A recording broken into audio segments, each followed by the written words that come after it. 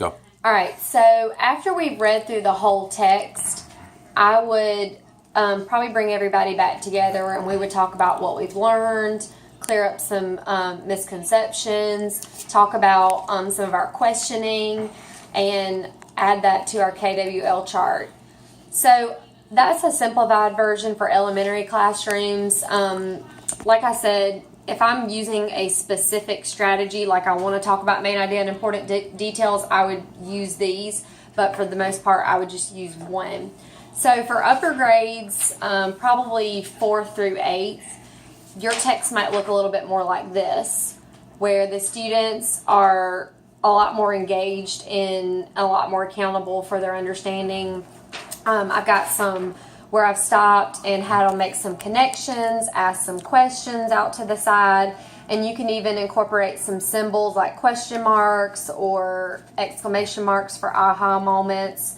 And when it comes time for them to answer the comprehension questions, they'll be really dependent on these highlighter colors and the symbols that you've made. So the proof and evidence highlighter, which is pink, would be a good tool for when I'm asking something where it says what evidence in the text supports this conclusion. Then I'll know exactly what color to look for and what paragraph to go in. And also where it says according to the text in this paragraph, what does the author describe, they know what to go to. So there's a lot of different ways you can use this in the classroom. There's no right or wrong way to do it because you can kind of accommodate it and make it your own depending on the level that your kids are on. And you can use as many of these tools as you feel that your kids are able to use. The sticky notes aren't necessary if you feel that your kids can use the margins to write some of their questions or comments, but they're helpful if you want to gauge for understanding, if you want to make a KWL chart.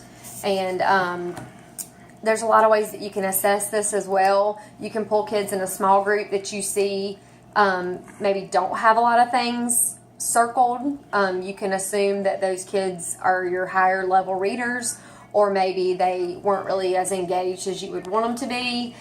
You can go back and reread this text a lot. After you've read over it one time with them, since you have provided them with so much support and you've scaffolded that learning a lot, you can go back now and have them reread it themselves. And they might even make some different kind of connections. So I hope this was a helpful presentation and that you can find a way to use close reading in your classroom.